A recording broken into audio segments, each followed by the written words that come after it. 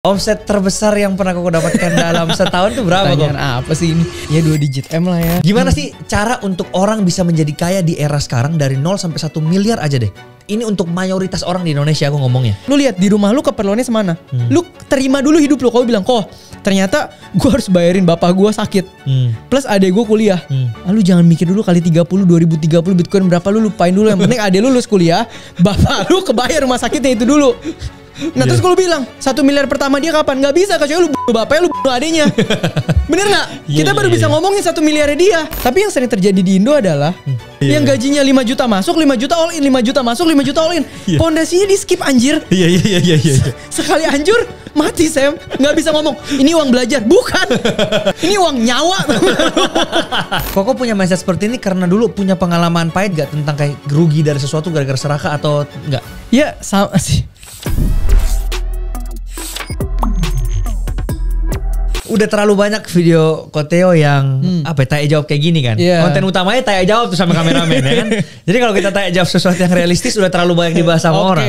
Yang kita mau bahas di sini cara berpikir atau otak di balik Theodorik itu apa sih? Itu yang kita mau kulik ya. Boleh, monggo Sam. Supaya orang-orang itu bisa ngerti gimana caranya untuk bisa ada di levelnya Koteo. Siap. Nah, yang paling pertama mungkin yang aku mau tanya, ini to the point aja langsung ya. Langsung aja. Omset terbesar yang pernah kau dapatkan dalam setahun itu berapa kok? Apa sih ini? Omset terbesar dalam gabungan semua. Ya, gabungan semua bisnis. Ya 2 digit M lah ya. 2 digit M. Oke, di antara semua itu bisnis apa yang paling porsinya yang paling banyak dari kalau omset omset pasti yang pameran. Pameran? Iya. Bisnis apa itu kok? Bisa diceritain nggak? Jadi ini dari 2015 Sam. Oke. Kalau lu tahu Prastia Mulia dulu dia namanya pop up market. Oke. Nah, pop up market itu di mana dia main atrium mall, bikin thematical bazaar, pasang dekorasi segala macam, sekat 100 area jual ke tenan. Oke, kayak ini ya, expo SBSD biasa. Iya. Nah, kok yang sewain tempat itu? Tapi gue skala mall. Jadi di mall-mall dan di gedung-gedung kantor. Jadi 2015 tuh event pertama gue di Grand Indonesia. Gue sewa lantai 5-nya, area hall-nya full, bikin tenan 110. Nah waktu itu kalau di Grand Indonesia 4 hari, event pertama gue tuh omsetnya 600 juta. 4 hari itu? 4 hari. Oke. Tunggu, itu jadi IO-nya atau? IO-nya. Jadi kerjaan gue sampai sekarang adalah nyewa main atrium mall, bikin konsep, sekat. Temanya terserah Koko berarti itu kah? Iya, jadi gue tuh sekarang mixnya sama IP. Jadi lo tau Eva Alicia kan? Tahu. Nah minggu depan nih IP gue collab sama dia. Soul Gold apa? Bukan, lagi bikin IP buat High Value Woman namanya Hara Era. Nah di main atrium Peak Avenue itu gue sewa full main atriumnya, sekat bikin acara. Namanya tadi apa? Judulnya apa? Hara Era tuh. Hara Era. Iya, buat High Value Woman. Jadi semua bisnis itu yang boleh hanya cewek-cewek yang punya value aja. Iya. Keren ya. Bisnis kayak gitu ternyata eksis ya di dunia ya. Iya, itu gara-gara ini Sam, copy paste pop up market. Jadi waktu gue di Prasmul punya pop up, gue ajak ngobrol ketuanya, ternyata pop up rugi. Lah kok rugi? Gue bilang orang ibaratnya kalau lu punya 100 tenan kali 5 juta aja udah 500 juta, kok lu bisa rugi gitu kan. Nah ternyata kalau Prasmul kan acaranya buat branding. Jadi dekorasinya semua vendornya mentok. Speknya mahal banget. Nah gue bikin versi pop up, tapi yang cuan. Nah itulah event pertama gue 2015 sampai sekarang ngerjain gituan. Oke, tapi itu bisnis utama Koteo berarti sekarang? Iya, itu gue bisa bikin around 30 sampai 40 lah. Setahun?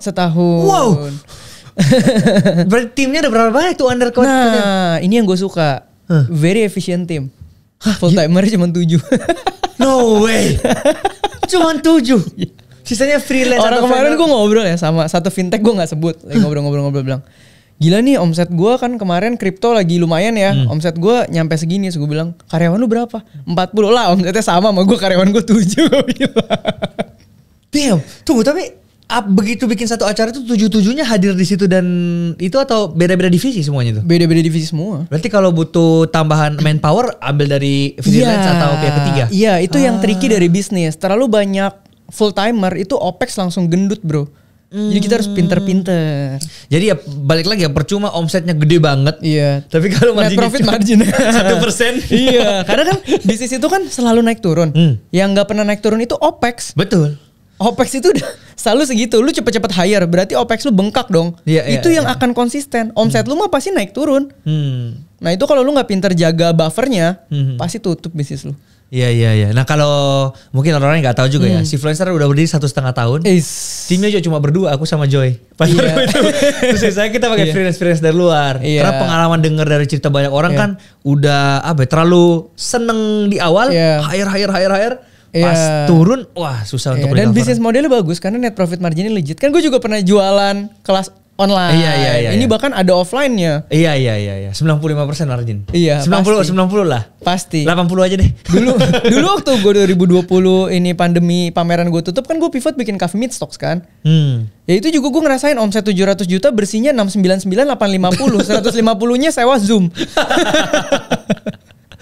Iya. Oke, Ko. Apa satu hal yang Koko pelajari dari bisnis yang bahkan tidak pernah diajarkan di sekolah? Bisnis itu paling penting adalah pengaturan cash flow.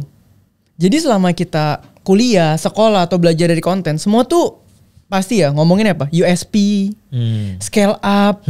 Tapi jarang banget yang ngajarin buffer cash flow tuh harus tebel. Kenapa? Tunggu. Aku luruskan dulu ya. Mungkin OPEX masih ada yang gak ngerti ya. OPEX itu operational cost. Operational cost itu fixed cost lah. Jadi kita punya karyawan 5, karyawan 10, karyawan 20. Nah itu kan gajinya tiap bulan jalan terus. Plus THR, plus bonus. Terus kalau kita, sorry to say, layoff, pesangon. Nah itu dia ya. Terus USP tadi, unique selling point. Kita jelaskan nih, nanti orang bingung kan. Dari basic banget nih. Unique selling point itu apa kok? Unique selling point itu kayak bisnismu nih apa sih yang ngebedain dari orang lain kan. Biasa kan kita pasti ngurusin itunya dulu. Pasti kita ngurusin, iya nih produk kita bisa A, bisa B, bisa C. Tapi sorry to say, seunik-uniknya kita, semua orang tuh unik bisnisnya. Iya betul. Nggak ada yang mainstream. Semuanya pasti punya unique selling point.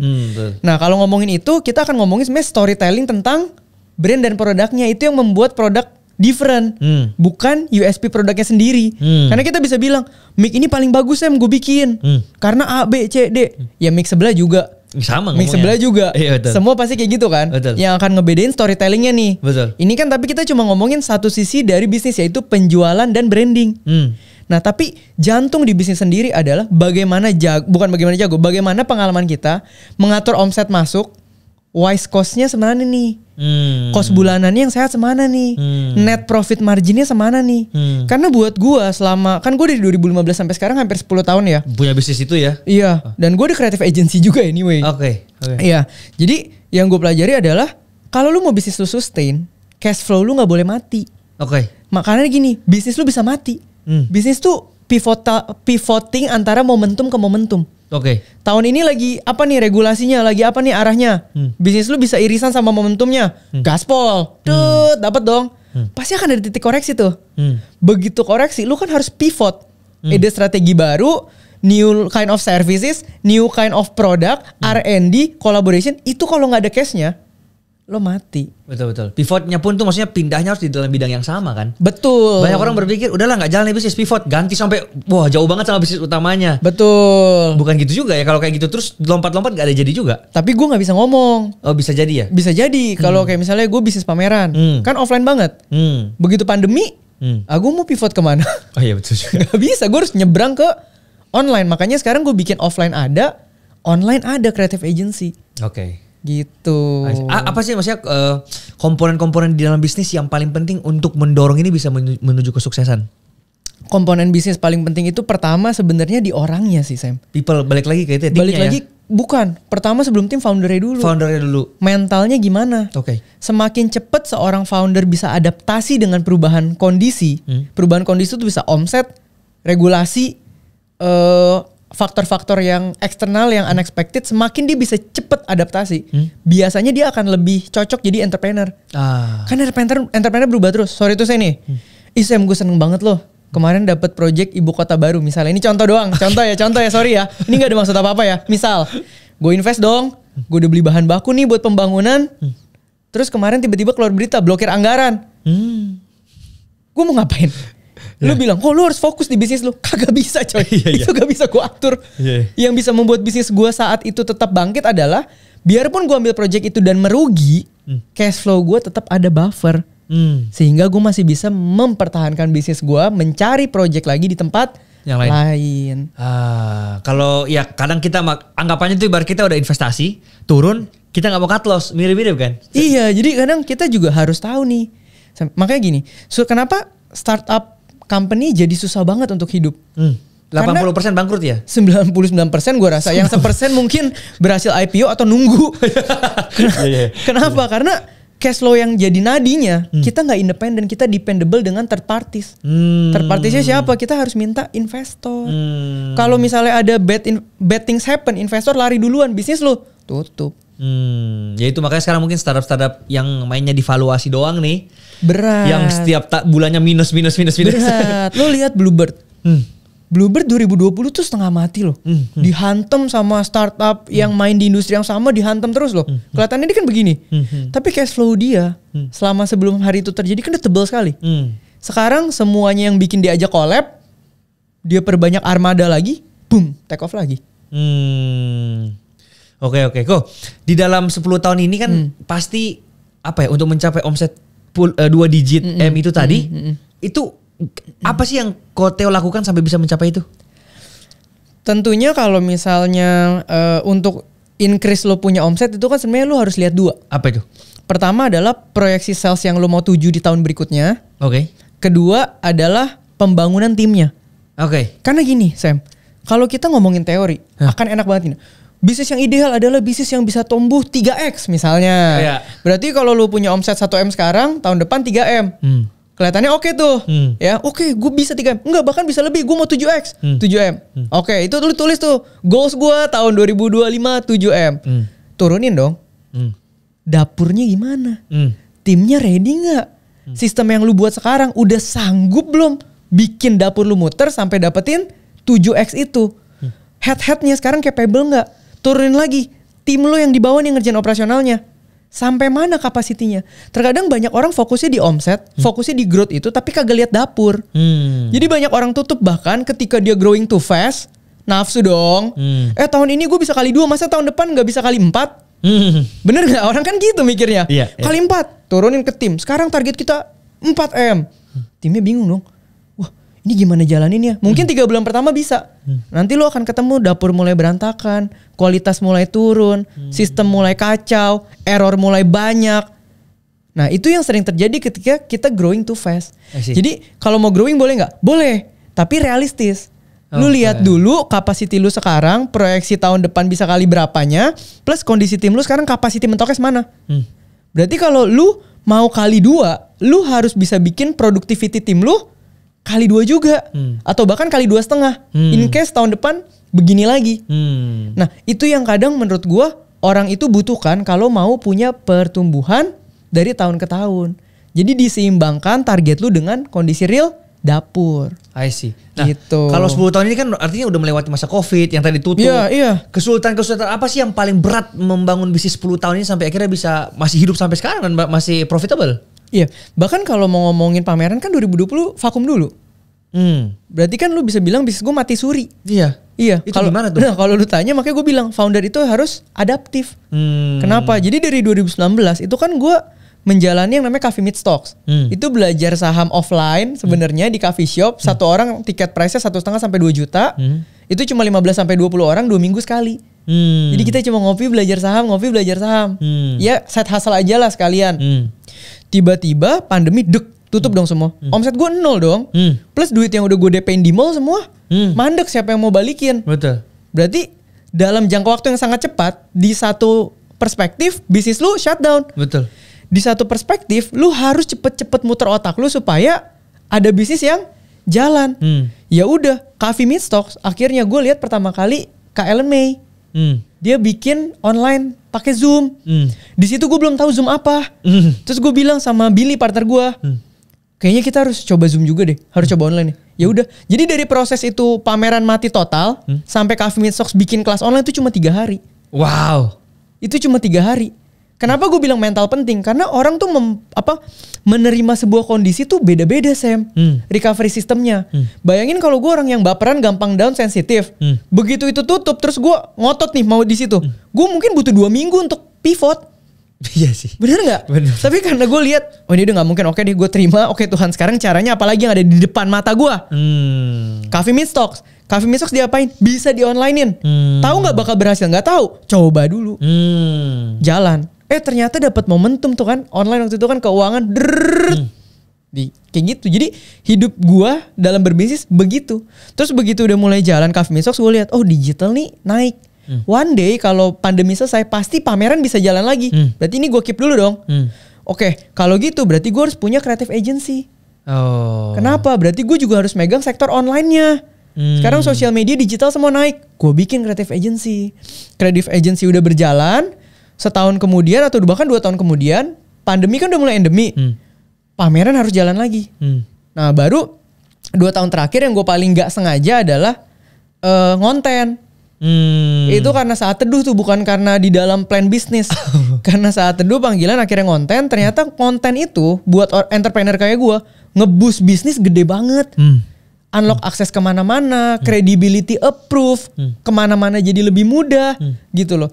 Nah jadi sekarang gue ini personal brand gue juga jadi sebuah bisnis lagi kan. Gitu, ada placement segala macam.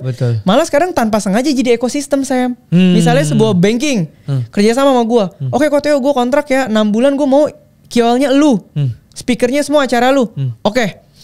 Nah gue bahkan ada tim lagi yang ngerjain roadshow-nya mereka.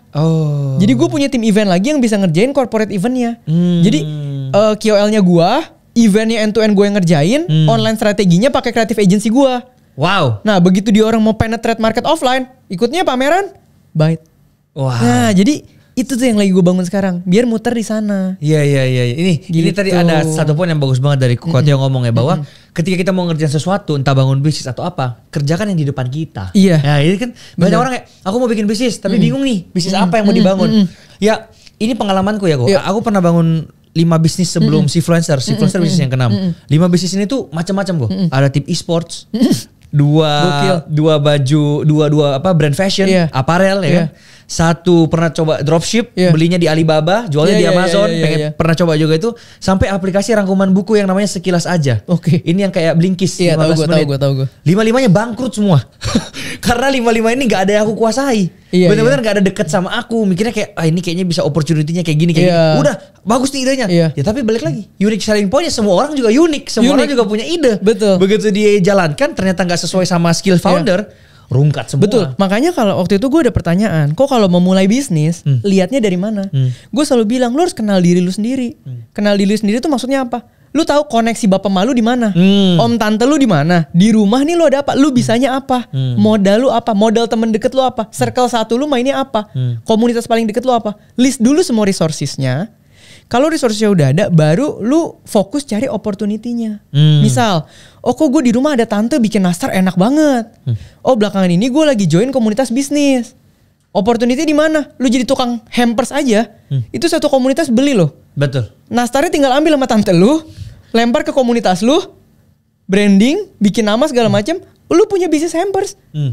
Tapi jangan berangkat dari yang lu gak ada. Berangkatlah dari yang di sekitar lu dan lo punya optimizing. Gara-gara mungkin ada quotes yang dulu pernah ngomong, bangun bisnis itu menyelesaikan masalah yang ada di. Jadi orang mikirnya, masalah apa nih ya? Kayaknya terlalu jauh gitu kan. Padahal udah gak usah selesaikan masalahnya dari apa yang lu punya. Apa yang lu punya ketemu sama apa yang orang butuh, ya lu kawinin udah jadi value. Tadi aja bagus banget juga ya. 2 tahun terakhir dari saat teduh keluar apa namanya ide untuk personal branding dan membangun sosial media ini. Nah kebetulan kok aku ada Sifluencer nih, ya kan, dimana kita bener-bener melatih orang, membimbing sampai jadi content creator nih. Very nice banget. Ini sebenarnya kalau misalnya aku mau cepat-cepat beli Ferrari, ya kan, yang daftar per 2 bulan atau per batch, ini kan bootcamp jadi per 2 bulan. Itu yang daftar tuh 1.000 orang kok. Gila. Sampai hari ini udah batch yang ke-7, 1.000 orang yang daftar. Gila. Tapi kita batasin banget cuman di 50 orang per batch itu. Biar kualitinya mentok. Betul. Padahal kalau aku mau terima 1.000 nyampe ambil aku beli Ferrari sekarang bisa kan. Nah cuman gara-gara kualitasnya kita jaga dan bener-bener akhirnya dari setahun setengah cuma 300 alumni kan kita, 50 setahun berapa? Oke lah itu. 300 kan. Nah 300 ini tahu nggak hasil kita selama setahun belakangan?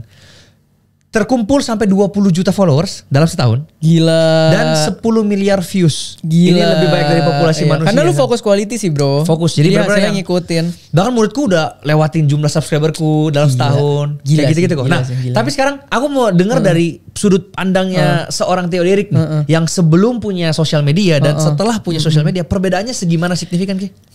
Ini ada 2 sisi ya. Plus dan minus. Supaya sama-sama kita bisa belajar aja ya. Oke. ketika 2 tahun ini tiba-tiba Tuhan pakai gue di sosial media nih dan growth-nya lumayan, itu pasti pertama sebagai seorang yang tiba-tiba sekarang ada title influencer, gue baru tahu ternyata nyari duit jadi influencer tuh enak. Oke. Ibaratnya kalau compare sama entrepreneur ini jauh sekali karena less effort, high income, high margin. Ini sebelum lanjut ya kok. Yeah. Tadi dikit ya. Aku spill aja karena aku juga content creator. Ratusan juta tuh possible banget. Lanjut lagi. Oke, udah gitu. Tapi ada konsnya juga nih. Susahnya apa? Gue ketemu orang yang injek 2 kaki. 2 kaki itu maksudnya gue ketemu orang yang bisa jadi influencer dan entrepreneur. Kalau backgroundnya bukan entrepreneur, jujur susah. Oke. Kenapa? Kenapa?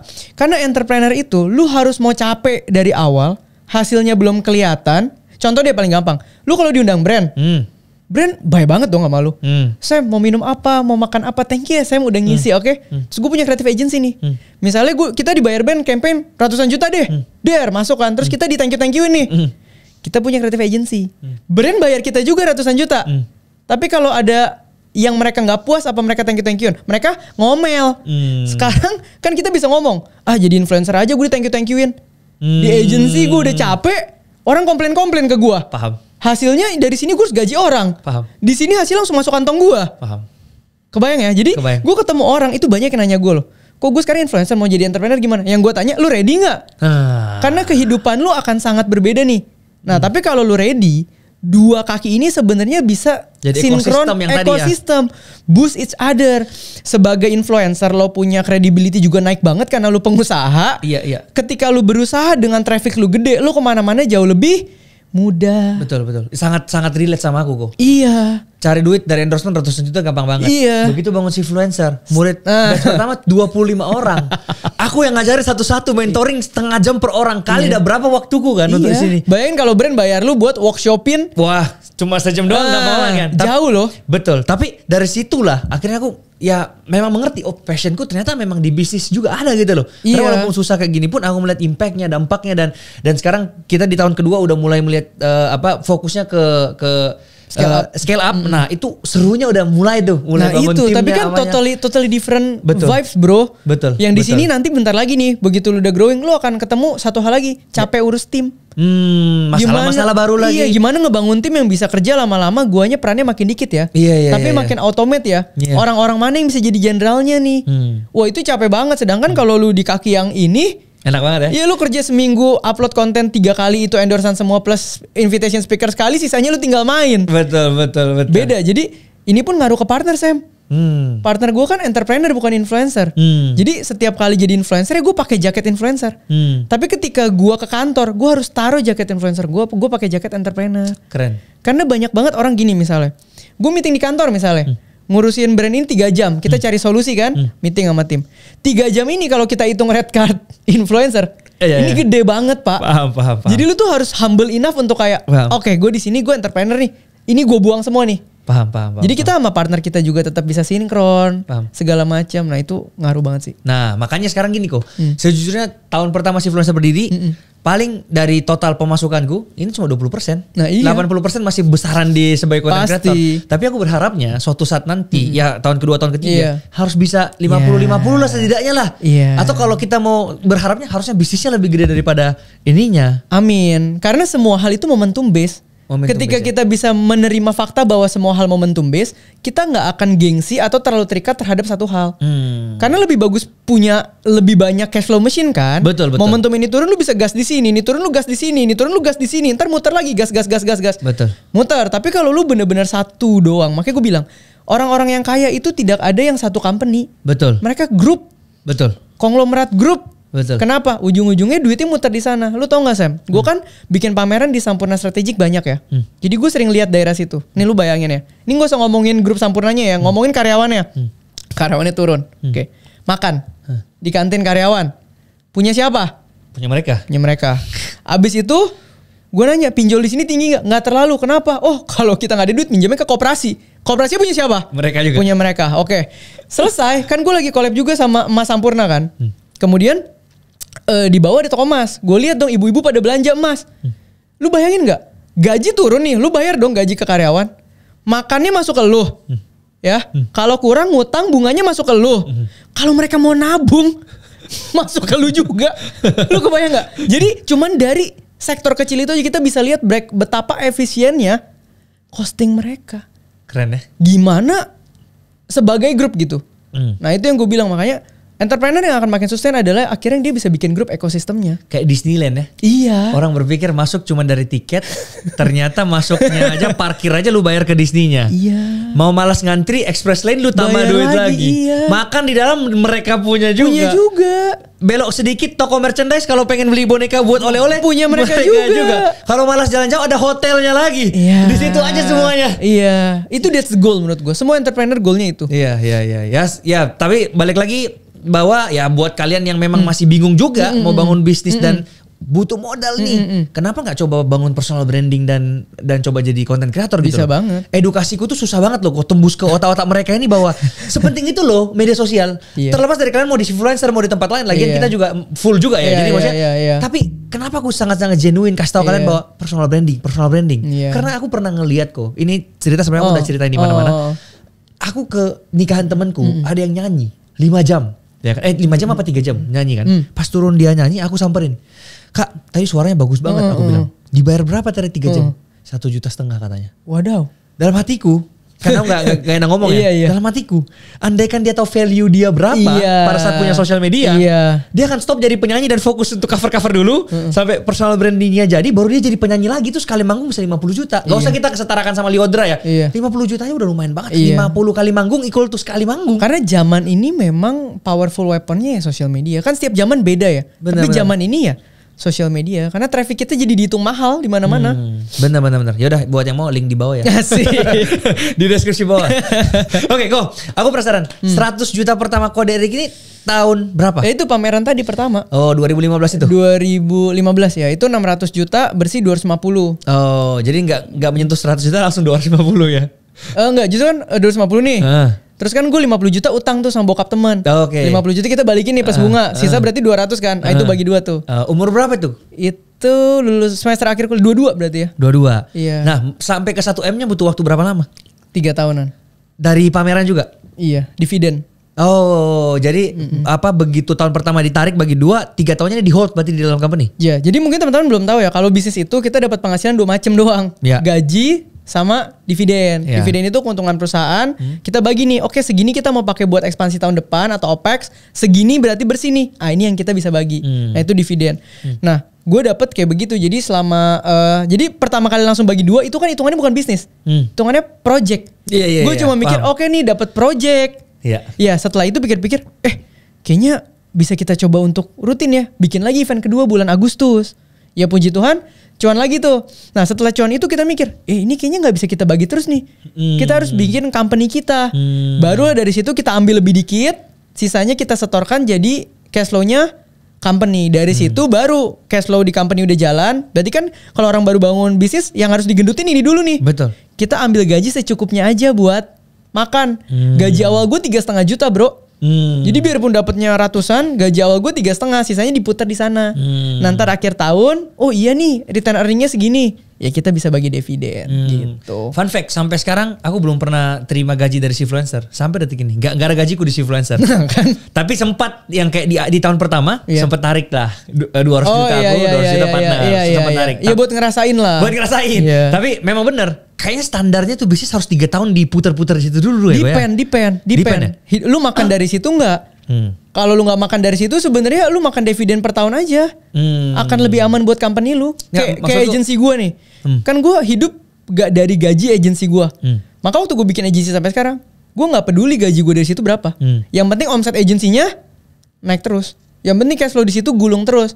Kalau misalnya cash flow-nya udah gulung, tiba-tiba kita akhir tahun, iya ya tahun depan nggak kepake nih duit ya. Jadi kita bagi aja deh dividen. Itu proporsi idealnya berapa tuh? Misalnya anggaplah kita dapat 1M. Tarik dividen di tahun itu berapa tuh? Wah, berapa persen? Ini depend banget. Depend strategi lu sama bisnis model lu. Kalau lu bilang, oke kok gue kayaknya udah sweet spot nih. Dengan effort segini, tim segini, omsetnya legit. Kalau gue ekspansi lagi, terlalu besar resikonya. Karena gue harus ningkatin OPEX-nya gede segala macam nih. Yang kayak gitu lu pasti bisa ambil dividen lebih gede. Tapi kalau lu ambisinya beda, kok gak bisa? Gue mau expand ini kayak gini. maka dana ekspansi lu buat tahun depan lu akan butuh lebih gede dong. Begitu pasti lu korbanin dividen lu. Jadi tergantung banget. Karena gini Sam, punya 1 cabang sama punya 3 cabang, belum tentu 3 cabang omsetnya lebih gede 1 cabang. Betul sih. Bisa lu buka 1 legit, cabang 2, 3 rugi, ntar cabang 1 lu buat subsidi, cabang 2 sama cabang 3 itu happen a lot. I see. Gitu. Kok dengan pemikiran seperti ini apakah dari pas Theoderic muda udah bisa berpikir kayak gini gak? Maksudnya kayak aku bakal jadi pebisnis dan langsung lakukan? Kagak ada Sam. Gue itu kan ya mungkin kalau teman-teman udah pada tahu background gue kan anak single parent menengah bawah. Tabungan mak gue tuh terbanyak 25 juta. Berarti bukan dari orang kaya ya? Bukan, itu dia gambling all in buat gue kuliah di Prasmul. Oh, bukan ke Bitcoin? Oh, bukan. Gue tuh Cina Mangga Besar Sam. Oh. Ya. Jadi kayak waktu gue sekolah SD, SMP, SMA itu gue bisa sekolah di sekolah mahal tuh penabur. Tapi itu karena gue hasil tesnya nyampe kebutuhan mereka untuk pengeluaran uang sekolah plus surat keterangan tidak mampu dari gereja. Jadi gue cuma bayar sekitar 20% dari uang sekolah. Itu pun sering banget setiap ujian telat. Jadi akan ada anak-anak di ruang kepala sekolah tuh berempat berlima, gue udah hafal muka-mukanya nih orang susah semua. Pokoknya kalau gue ujian ketemuin mereka, nunggu telepon. Kalau tiba-tiba mama bilang, "Teh udah bayar," gue bisa ke kelas tuh ujian. Oh my God. Jadi itu udah biasa kayak gitu. Mentalnya sudah dari kecil. Karena terbiasa begitu. Nah begitu di semester 7, kan gue gak tahu semester 8 akan bikin pameran. Gue tuh udah bikin ini Sam, siap-siap bikin CV buat ngelamar kerja. Oh ya. Dan karena gue orang overthinking, gue udah ngitung kalau gue keterima di company perusahaan segini, gaji segini, kira-kira 7 tahun lagi dengan kenaikan gini plus THR gue punya berapa ya? Cukup gak ya buat mama segala macam. Jadi gue awalnya gak ada rencana. Sampai tiba-tiba temen gue itu malah ngajakin. Terus pas gue lihat ini peluangnya ada, yaudah deh kita coba deh. Dan semester 7 itu pas gue punya tabungan 50 juta. Oke. Jadi DP Grand Indonesia tahun itu tuh 50 juta. All in? Enggak all in, gue minjem. Oh minjem Bapak temen gue 50. Cuman asumsinya kalau amit-amit kenapa-kenapa kan ini gue bisa bayar pakai tabungan gue. Yang penting lulus jangan ngutang. Oke. Gitu. Gila keren banget. Anyway, ini pasti nyambung sama kondisi kebanyakan orang yang pengen jadi pebisnis. Ya kan karena ngelihat pebisnis tuh cepet kaya, pebisnis. Nggak ada anjir. Nggak ada ya. Nggak ada. Tapi kan Gen Z sekarang pengen instan kok. Investasi di kripto katanya cepet masuk ke coin meme. Kali 1 juta %. Ya kan jackpot adalah jackpot mungkin. Berarti untuk sebagian orang, apakah mereka ini memang harus jadi pebisnis untuk bisa jadi kaya atau gimana sih kok? Menurut gue entrepreneurs not for everyone. Oke. Karena entrepreneur itu lu mau ngerjain yang omset 100 juta sama ngerjain omset 100 M setahun. Itu capeknya sama, stresnya sama, susahnya sama. Dan gak setiap orang punya what it takes to be entrepreneur. Jadi kalau dia belajar sekuat tenaga Gak bisa. Mentalnya beda Sam. Ini sama kayak profil resiko. Ada orang yang bilang gini, gak apa-apa gue ketinggalan momentum Bitcoin. Yang penting hati gue tenang, gue tidur taruh obligasi, gue cukup. Tapi ada orang yang bilang gini kayak, iya karena obligasi cukup nih. Terus misalnya gue masuk saham atau masuk kripto, gue gak bisa tidur, gue gak mau kayak gitu. Itu kan tipe A tuh. Ada yang tipe B, masa gue investasi tidur doang? Gue mau hajar dong, ini harus kali berapa. Itu kan udah 2 orang yang berbeda dengan 2 profil resiko yang beda tuh. Entrepreneur yang mana tuh? Entrepreneur pasti yang gak bisa diem. Iya. Yang harus siap dengan resikonya. Kejadian yang fluktuatif. Pokoknya orang yang cinta stabilitas, itu susah. Itu akan jauh lebih cocok berkarir di dunia profesional. Tapi bisa sukses gak? Pertanyaan besarnya. Sukses itu kan definisinya angkanya beda-beda nih. Oke. Kalau kita cuma bilang sampai berapa? Sekarang sorry itu saya di usia gue aja nih kan 30-an ya. Teman gue itu tertinggi di profesional gaji 40-an juta. Kalau gue mau bilang secara profesional tuh udah hebat banget loh. Punya gaji 40 juta. Tapi gak bisa di-compare. Di-compare bisa, gak usah pembisnis influencer. Ada yang satu posting 40 juta. Iya. Lu mau bilang influencer ini lebih pintar dari yang profesional? Bisa lebih goblok Sam, cuman lebih hoki. Iya. Tiba-tiba viral. Iya. Kan lu gak bisa compare maksud gue. Betul. Nah, makanya ambil hokimu di influencer lah. Oke, terus. Nah, makanya entrepreneur pun beda. Lu harus lihat lu cocoknya yang mana. Misalnya lu bilang nih, kok gue tuh udah ngerasain jadi influencer. Momentum base banget kok. Ntar brand deals bisa rame bisa sepi. Gue pengen jadi entrepreneur. Karena entrepreneur kan recurring per bulan. Belum tentu nih ya momentum lu jadi influencer bisa 2 tahun. Belum tentu bisnis lu nyampe 2 tahun. Betul. Sama aja. Betul. Tergantung nih, makanya pilihan lu di mana, profil resiko lu gimana, dan di sekitar lu kira-kira bisa encourage lu atau mensupport lu nih, Tuhan taruh lu di environment seperti apa yang ngedorong lu di mana gitu loh. Kalau lu bilang, "Kok tapi karyawan nggak bisa kaya?" Kayaknya sampai berapa? Kalau sampai 100 juta, 500 juta ya mungkin masih bisa-bisa aja. Itu pun harus ada tier gaji berapa. Betul. Itu pun mereka harus tahu rasio savingnya berapa. Betul. Beda-beda, Sam. Tapi kalau kita mau melihat Indonesia emas kan yang paling benar dong, Indonesia emas kan kok sekarang ini. Ya itu kan target Indonesia emas. Gimana sih pendapatnya Derek tentang Indonesia emas ini? Kesampaian gak kita? Gue gak dalam kapasitas bisa jawab ini. Gak apa-apa. Melihat dari yang sekarang. Kemarin tuh yang dioplos Pertamina gitu-gitu. Gue gak bisa jawab tentang ini. Cuman realita yang terjadi sekarang adalah gue ngelihat ekonomi tuh declining bukan inclining gitu loh. Kenapa? Karena kalau ketemu teman dari 10 mungkin 9 usahanya turun. Simple. Gue punya beberapa temen yang di e-commerce cemerlang banget. Soalnya dia mulai dari 2017. Zaman si orange dan si hijau lagi burning money kan. Ibaratnya lu mainin cashbacknya aja waktu itu lu bisa dapat duit. Banyak yang gitu kan. Mereka hajar promosi. Nah itu momentum mereka tuh. Terus berarti kan dalam momentum mereka kan yang dagang ambilin barang dari China banyak dong. Mereka stok barang terus tuh. Stoknya banyak dong. 2 tahun ini pabrik China bisa banyak akses jualan langsung kan, motong tangan distributor kan. Berarti harga yang mereka beli terus nyimpen sekarang sama harga China yang langsung jual. Itu bahkan kemarin gue dapet info dari teman gue, harga pabrikan di China, barang yang mereka jual di Indo itu selisih ratusan perak. Jadi buat banyak temen gue yang dari dulu usahanya naik, begitu sekarang ketemu kayak gini, seret.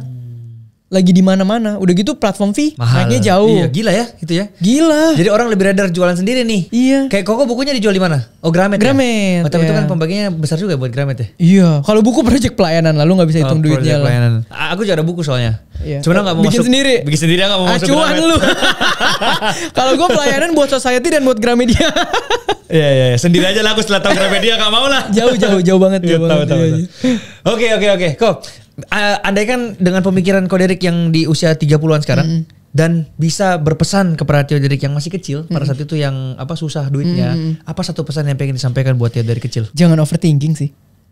Jangan overthinking, ingat bahwa semua hal itu terlalu banyak yang di luar kontrol lu. Jadi lu fokus aja sama yang lu bisa gitu loh. Jadi gue tuh sekarang prinsip hidup gue Sam, yang 2 tahun ini gue rasakan, setahun lah kebelakangan lah dan hasilnya luar biasa ya, adalah fokus daily. Jadi prinsip hidup gue tuh satu, do the best. Hari ini ada kesempatan podcast sharing di sini, gue tentuin sikap hati gue mau jadi berkat. Gue akan sharing the best. Gak akan komplain apapun segala macam yang terjadi, gue lakuin the best apapun kerjaannya. Yang kedua, gue enjoy the best. Jadi dalam melakukan aktivitas itu gue harus tetap bisa aware. Gue bersyukur. Gue bisa ngobrol sama lu, gue bersyukur. Pulang gue masih bisa makan soto yang gue suka, gue bersyukur. Ntar gue masih malam ada waktu main Dota, gue bersyukur. Gue mensyukuri every little details yang terjadi hari ini. Ketiga, di pagi dan malam gue sadar bahwa hasil itu urusannya Tuhan, bukan urusan gue. Jadi gue menyerahkannya kepada Tuhan yang terbaik. Udah. Jadi ketika sekarang gue malah belajar cuman mikir jadwal gue besok apa. Kita tetap punya planning ya untuk tahun depan ya. Tapi ketika pikiran gue perpendek untuk fokus sama yang terbaik dari hari ke hari, itu outputnya jauh lebih gede dibanding dulu gue yang kayak overthinking. Baru event pertama udah mikir event ke-30 gue punya duit berapa ya. Yeah, that's the point. Iya. Soalnya overthinking juga kadang 90% gak kejadian apa yang kita pikirkan. Dan ngehambat langkah kita banget. Dan takes our happiness. Ngejalin sesuatu jadi gak enak gitu.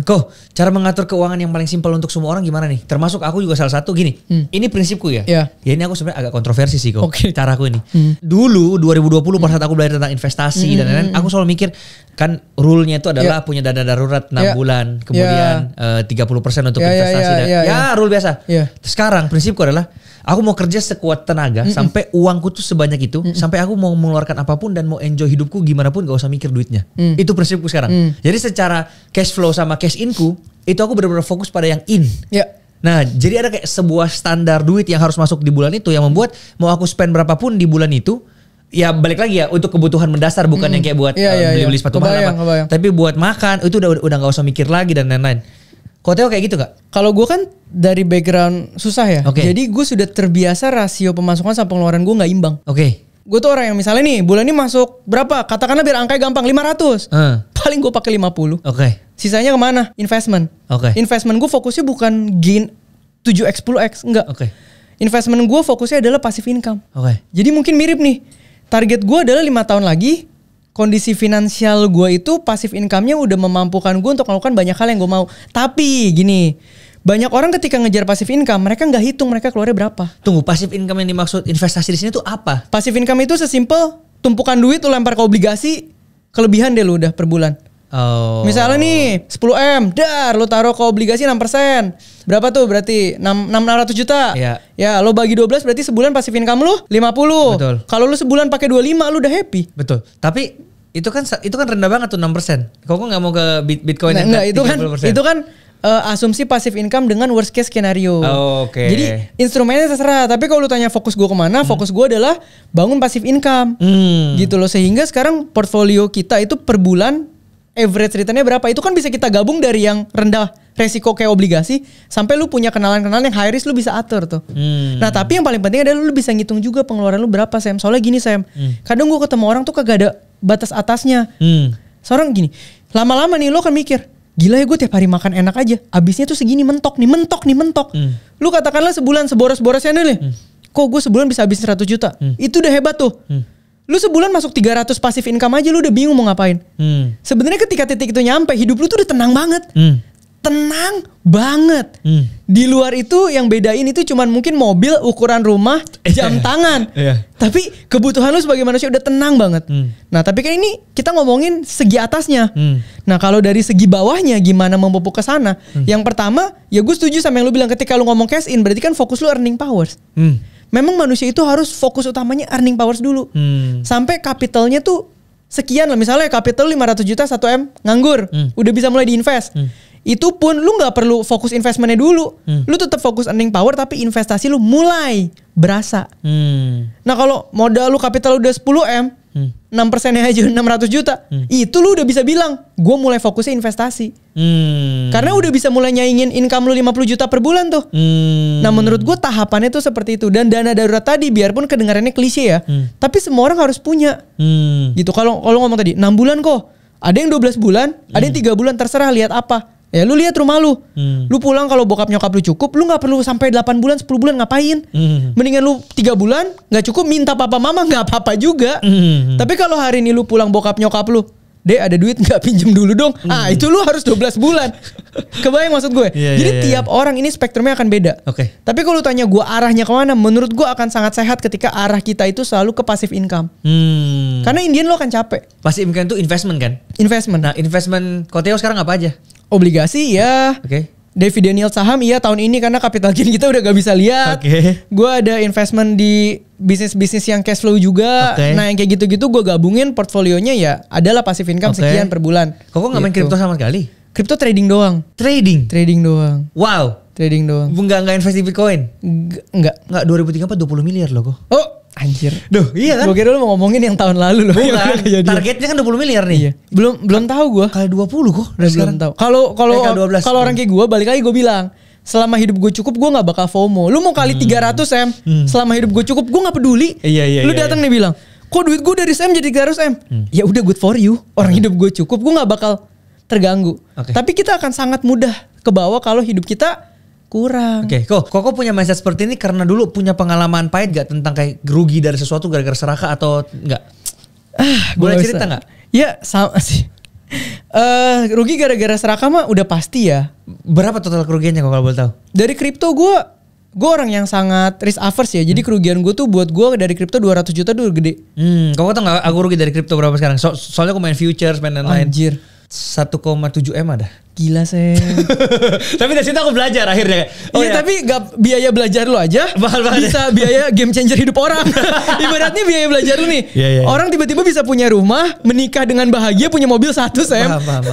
Paham. Ya siapa juga mau kehilangan segitu kan. Tapi ya itu bagian dari proses hidupku lah yang aku belajar tentang yang tadi. Karena benar-benar aku tuh high risk takernya tuh tembus ke langit kok. Jadi aku tapi gak ada masalah. Gue tuh selalu bilang profil orang beda-beda. Kalau sekarang lu udah punya revenue stream bagus dan gede-gede, plus kondisi keluarga lu bisa hidupin dirinya sendiri lah. Lu cuma ngurusin diri lu doang. Lu mau mentokin resiko, gak apa-apa. Explore aja karena lu ada safety netnya. Dari income lu yang lain, dari tabungan lu, dari family lu. Tapi yang sering terjadi di Indo adalah orang-orang yang gak punya safety net.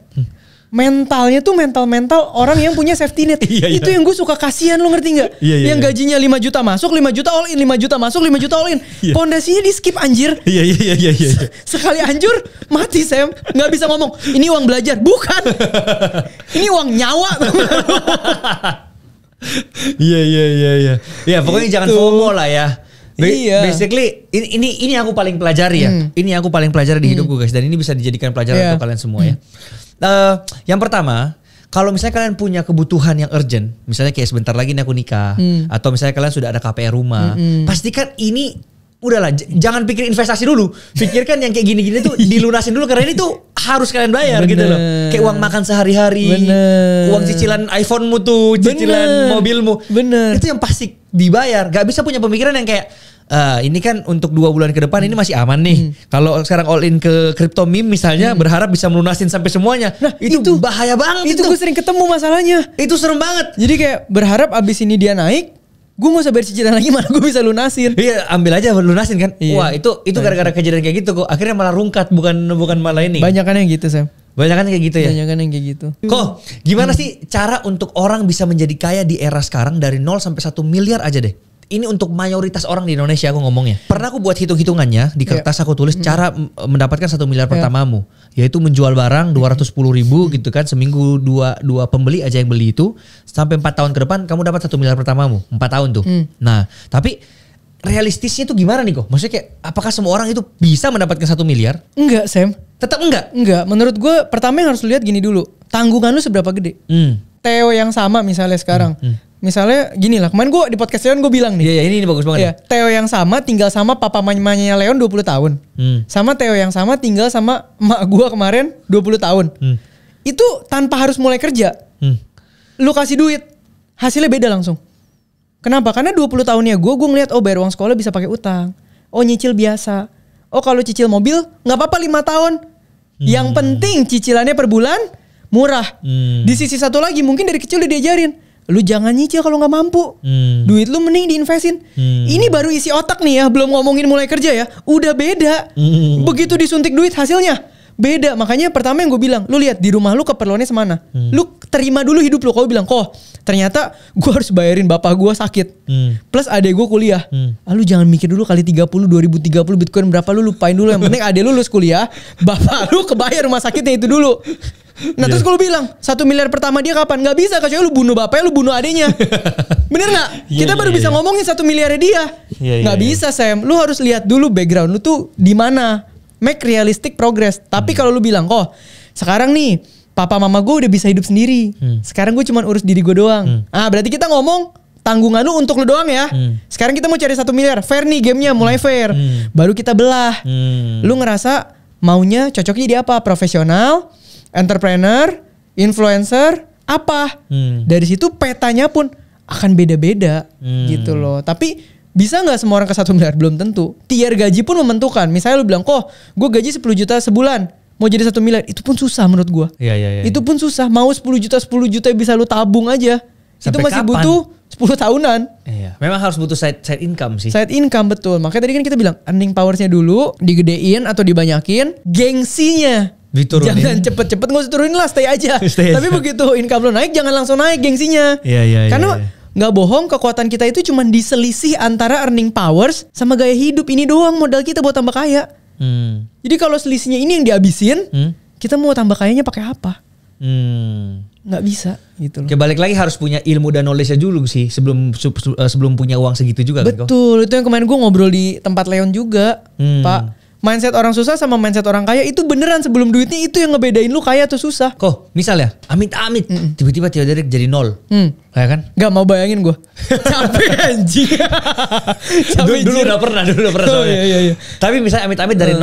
Apa dengan ilmu yang sekarang ya? Dengan ilmu sekarang, apa yang Koko akan lakukan untuk mencapai titik sekarang lagi? Gimana cara reboundnya? Ini kan ceritanya berarti lu lepasin semua pengetahuan investment gitu-gitu kan ya. Ini cuman pure yang ada di kepala nih ya. Enggak. Jadi ilmu yang sekarang Theoderik punya masih ada nih, masih melekat semua. Tapi tiba-tiba entah ada COVID jenis baru apa, buyar semua, online gak jalan, offline gak jalan, semua yang dilakukan Theoderik gak jalan nih. Terus tiba-tiba anggaplah ya, masukin ke coin meme 0 tiba-tiba duitnya Theoderik. Apa yang akan dilakukan sama Theoderik untuk balikin ke 1 miliar pertama dulu deh? Sama. Kan gue bilang yang kita lakukan adalah nge-list strength-nya kita. Kalau sekarang gue 0 lagi, gue list lagi strength gue yang sekarang. Mungkin dengan kondisi yang gue sekarang, koneksi gue beda. Opportunity-nya beda. Mungkin dengan kondisi gue yang sekarang, gue cuman bilang, lu mau funding gak? Gue balikin lu sekian. Orang ngantri. Beda sama dulu. Bocil nyari 50 juta aja setengah mati dulu. Iya kan? Nah makanya gue bilang, yang semua orang harus lakukan adalah tetap melist strength-nya, resource-nya, koneksinya. Yang gue punya apa nih sekarang? Gue lihat realistisnya peluang yang ada sekarang apa. Baru gue kawinin lagi. Berarti nggak ada istilah kayak bisnis ini lebih bagus daripada bisnis ini? Atau kayak tren bisnis 2030 deh, ke arah mana misalnya? Ada nggak menurut Koko? Nggak bisa ngomong gue. Yang pasti semuanya menuju ke digitalisasi, online, traffic, AI, ya semuanya menuju ke sana. Gitu loh. Tapi kalau lu kayak tren apa yang paling bagus? Gak tahu kenapa, karena sekarang kita ditentuin Cina bro. Kita gak nentuin hidup kita sendiri. Gue mau bilang, mobil EV bagus banget. Iya pemainnya Cina semua. Lu datang ke pameran mobil, Cina lawan Cina, lawan Cina, lawan Cina, lawan Cina. Temen gue aja punya pabrik baja ringan bro. Di daerah, Tangerang pinggir. Itu dari 50 pabrik, 47 punya lokal. Sekarang 48 punya Cina. Cina tuh nggak dibeli, Cina datang. Kan Cina datang ngegerecokin harga dong. Kalau lu punya pabrik sekarang lu jualan harga digerecokin, lu mesti turunin. Betul. Margin lu, bener nggak? Betul. Nah Cina pinter ngomongnya gini, gue bagi hasil sama lu mau nggak? Pabrik lu gue kelola, lu pasif income aja. Lu mau nggak? Mau. Jadi sekarang kalau gue bilang, menurut gue tren gue ini, kalau Cina maunya beda dia yang gerakin ekonomi kita sekarang. Gak bisa ngomong gitu. Jadi apa yang terjadi adalah nggak usah kejauhan lihat makroekonomi. Lu lihat di sekitar lu. Masih punya duit buat beli apa dari hidup lu, udah itu aja. Kayak gue bilang tadi, kalau komunitas lu misalnya komunitas entrepreneur, bulan depan lebaran, sebelum ada barangnya lu bikin dulu itu foto-fotoan hamper sama price list. Lu kirim dulu. Gitu loh. Oke, kok. Tapi aku kadang ya mikirnya kayak gini. Karena aku punya teman kaya banget kan. Dia memang lahir dari keluarga kaya, bener-bener kaya itu kok. Tapi dia tuh pas kerja atau melakukan sesuatu itu kayak serasa nggak punya duit. Jadi dia tuh bener-bener bekerja keras dan uang itu seakan-akan nggak punya duit gitu kan. Padahal mobil dia G-Wagon yang kayak gitu-gitu. Berbeda sama orang miskin. Ya maksudnya aku lihat itu dia udah miskin tapi masih nyantai-nyantai aja terus. Nah setelah aku pelajari kayaknya ada pengaruh sama lingkungan deh.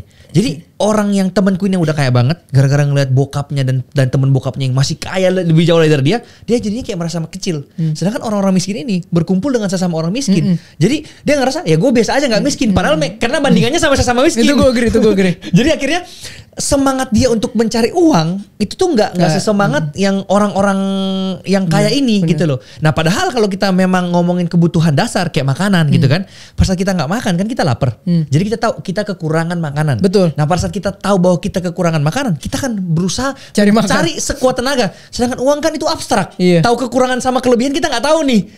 Malah orang kebanyakan nggak tahu dia kurang atau cukup. Benar, yang penting ngeliat sekitar kan. Nah jadi poin yang mau aku sampaikan adalah kalau kalian memang masih di posisi bawah, cara nggak taunya gimana?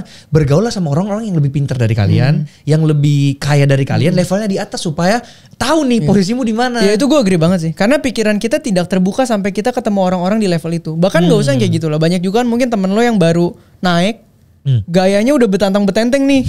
Bener ya? Bener. Misalnya langsung beli ini misal. Ya kalau di circle-nya keren. Tapi lu tau lah, kita kalau lagi ketemu circle-circle, ya sekelas Ko Andrew deh. Misalnya, lu ketemu dia, barang apa yang lu pakai nggak receh buat dia? Betul juga. Nggak ada. Betul juga. Lu ketemu dia, mendingan lu bawa isi kepala lu.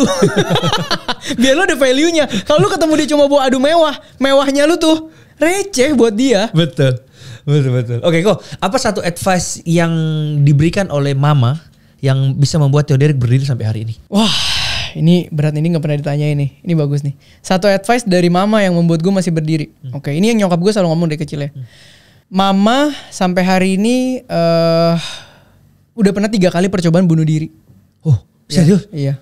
Oke. 3 kali. Sampai terakhir hamil gue kan itu divorce ya.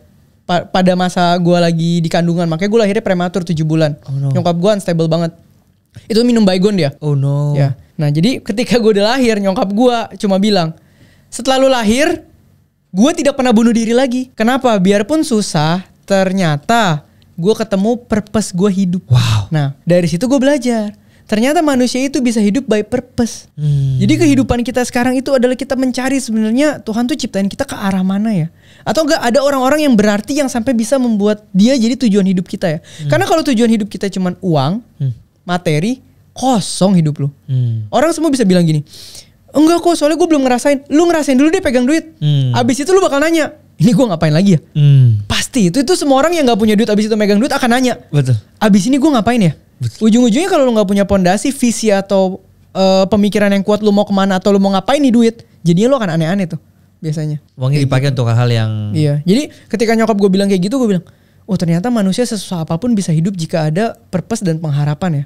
Oke. Nah itu kenapa makanya sampai sekarang gue selalu ngomong ke orang-orang adalah, lu tuh diciptakan Tuhan beda-beda dengan talenta dan environment segala macam, maka Tuhan punya purpose yang beda-beda buat kalian. Wow. Find your own purpose, karena gue udah lihat sendiri mak gue berhenti bunuh diri setelah ada gue sebagai purpose-nya. Wow. Gitu. That's beautiful. Kok udah punya anak sekarang? Belum. Oke. Kalau nanti suatu saat punya anak, apa prinsip nomor 1 yang bakal diterapkan ke anak ini? Jangan kasih dia hidup gampang. Gimana tuh? Gimana tuh? Karena gini bro. Nah Koko gak sayang sama anaknya? Sayang, tapi kebanyakan orang tuh kalau udah sayang dan dulunya dia susah, dia akan bilang, gue gak bakal kasih anak gue ngerasain apa yang gue rasain. Oke. Maka semua yang anak gue mau biasanya diberikan.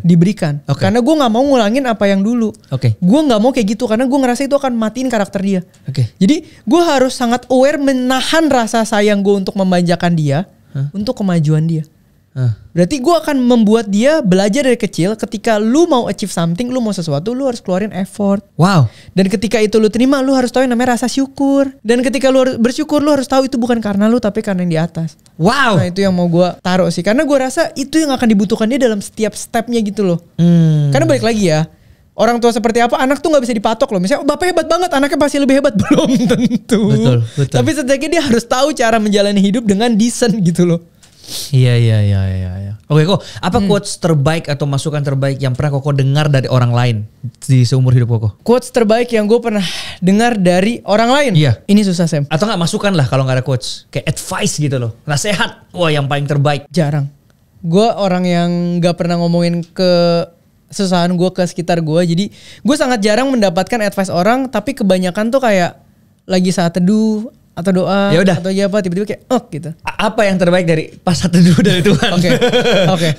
Ini waktu at the lowest point di hidup gue, gitu ya. Jadi waktu itu gue lagi pusing banget, duit gue hampir habis semua buat keperluan keluarga. Ini yang tahun berapa nih? Itu abis pameran 1 tahunan lah. Mungkin abis dividen pertama itu 2016. Iya itu sempat hampir habis lagi, dan gue kayak ngerasa anjir ya udah kerja, udah capek-capek, hidup capek-capek, bisnis udah di jalan yang benar, dapat duit, abis lagi. Ini gue kayak udahlah bodo amat lah. Bodo amat sama hidup gitu. Akhirnya gue ke kebaktian doa nih, Rabu sore. Otak gue kosong, gue gak tahu nyanyi apa, gue gak tahu khotbah apa.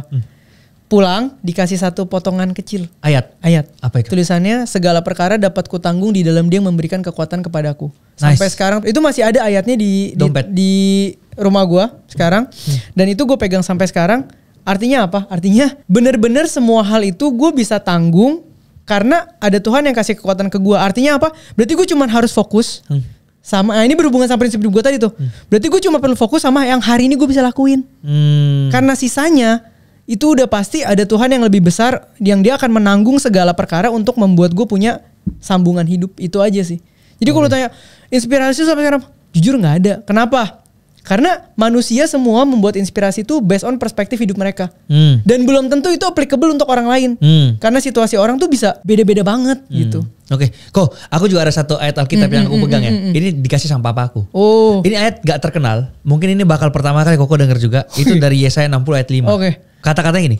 Pada waktu itu engkau akan heran melihat dan berseri-seri. Engkau akan tercengang dan akan berbesar hati. Sebab kelimpahan dari seberang laut akan beralih kepadamu. Dan kekayaan bangsa-bangsa akan datang kepadamu. Ini kayak janji Tuhan nih sebenarnya. Ya kan? Dan ini ayat dikasih sama papaku ke aku. Ya kan? Karena waktu itu dia lagi ibadah apa. Tiba-tiba dapat ayat ini. Dikasih ke aku. Terus semenjak aku pegang ayat ini, aku benar-benar menghidupi ayat ini. Jadi aku benar-benar berseri-seri. Dan tercengang. Dan ya kaget gitu loh. Karena ya tadi tuh kehokian itu gak bisa aku ukur. Jadi tiba-tiba ada berkat dari mana. Nah makanya kenapa sampai ini aku jadikan wallpaper. Supaya aku tetap ingat bahwa sampai hari ini Samuel Chris bisa berdiri di sini. Bukan karena Samuel Chris sendiri. Itu penting banget. Tapi karena berkat Tuhan yang menjadikan kaya. Itu penting banget sih. Penting banget. Gitu. Kok ini seberapa spiritual sih? Apakah Koko religius orangnya? Gak bisa ngomong seberapa spiritual ya. Cuman gue ngerasa memang hidup gue itu disusun sampai ada hari ini. Contoh lah. Tiap tahun tuh gue selalu ada temanya Sam. Jadi kalau orang kemarin di Mekari Conference saya bilang, kok lu pinter banget bisa bikin ekosistem ya kok. Ada pameran, ada agency, ada IO segala macam. Ini kan nyambung semua nih sama personal brand. Kok lu bisa bikin ekosistem ya gitu loh. Hebat banget planningnya. Gue bilang, hidup gue tuh gak pernah ada planning yang segitunya. Somehow ketika gue berdoa dan jalannya datang, gue tuh ikutin doang. tahun demi tahun sampai sekarang kebentuk kayak gini. Dan lucunya lagi di tahun ini tuh project yang muncul di hidup gue tuh 2 project impact semua. 1 buku dan 1 lagi gue bikin Komsel. Wow, jadi leader di Komsel itu. Iya, karena bahkan partner gue ini yang sekarang bareng gue ini juga teologi sih. Jadi kita ya memang ada panggilan dan ya memang ya mari kita lihat gitu. Jadi gue nggak bisa ngomong seberapa spiritual, tapi gue sadar betul gue diciptakan untuk keperluan yang menciptakan gue, mungkin gitu kali ya. Wow, dan tanpa dia itu nggak mungkin ada Theoderik di sini juga. Nggak mungkin. Dan untuk orang-orang yang pernah melewati masa-masa seperti gue dulu ya, mereka harus tahu bahwa bisa lewat kok. Kalau kita fokusnya kemana gitu. Kok, sorry aku penasaran banget ya. Boleh dijawab boleh nggak? Koko udah menikah berapa lama? Gue tuh nikah ini tahun 2021, tahun keempat ya berarti ya. Ini Koko nunda punya anak program atau memang belum dikasih? Nunda. Oh nunda. Iya. Nah pas nih. Aku juga kan mau nikah nih Mei kan. Terus aku juga rencana mau nunda. Nah tapi kata orang kan jangan nunda, takutnya nggak dikasih atau itu menentang dari kehendak Tuhan. Pandangan Koko gimana? Gue sebenarnya nggak valid untuk bisa kasih pandangan tentang ini. Tapi karena segitu traumatisnya gue ngelihat susahnya mendidik anak. Iya, gue kayaknya nggak. Karena beda. Teman gue ada nih yang puji Tuhan keluarga oke banget. Begitu tanya mau punya anak langsung nggak? Mau. Karena gambaran dia dari kecil melihat kondisi keluarga tuh excited buat dia. Sedangkan gue dari kecil itu sama nyokap gue biarpun kita berjuang bareng, hidupnya sendiri-sendiri banget. Nyokap gue tuh bisa tipe yang kayak, mama pergi dulu ya, setahun hilang gitu. Baru tahun depan balik. Serius? Iya. Jadi hidup kita tuh bisa benar-benar sesendiri-sendiri itu tapi tetap connect gitu. Nah ini tapi gue gak akan cerita lebih lanjut ya. Intinya karena kondisinya seperti itu, gue sekarang tuh lebih kayak, udah gue enjoy dulu nih semua yang Tuhan kasih, gue udah the best. Ketika memang hatinya udah bener-bener ya gue akan. Tapi Koko tahu sendiri siap itu nggak akan siap sampai benar-benar kita lakukan baru siap kan. Betul. Selalu ada alasan. Ada. Tetap pemikiran adalah mungkin kayak mungkin mau ya tahun depan apa. Tapi ini udah berjalan 3 tahun gue kayak gitu sih. Jadi gue nggak tahu juga nih. Ini bukan apa ya? Bukan kapasitas orang yang tepat nih untuk ngomong ini. Iya. Tapi istri juga menyetujui ini. Iya. Oke, Ko sebagai penutup apa nasihat terbaik yang bisa Ko Theo berikan kepada anak umur 20-an yang lagi menonton ini? Ini sebenarnya teman gue pernah nanya ya. Ngobrol-ngobrol saya bilang, gue lagi ada goals nih. Bahkan bukan nanya ya, dia kasih statement gitu. Gue lagi pengen banget lebih kaya dari si B. Oke. Dia ngomong. Terus gue bilang, bapak lu jenderal pajak? Bukan. Lu tahu dari mana si B sekaya apa? Lah SPT aja cuman sesuai laporan lu. Maksud gue gitu loh. Jadi maksud gue adalah teman-teman zaman sekarang jangan compare sama sesuatu yang lu merasa lu bisa lihat dari orang lain. Enggak, lu gak akan pernah bisa lihat kekayaan orang lain. Yang tahu kekayaan diri lu tuh cuma diri lu doang. Sama mungkin istri lu gitu. Jadi jangan FOMO, jangan stres. Fokuslah bertambah kaya mengalahkan diri lu yang sebelumnya. Karena yang tahu harta lu berapa ya cuman lu. Harta teman lu juga gak tahu. Mobilnya lu mungkin bisa lihat, cicilannya lu gak bisa lihat juga anyway. Gitu loh. Jadi jangan gampang kemakan sama kayak gitu ya. Tapi enjoy progress lu, yang pasti lu tiap tahun tambah kaya dari versi lu yang sebelumnya itu aja sih.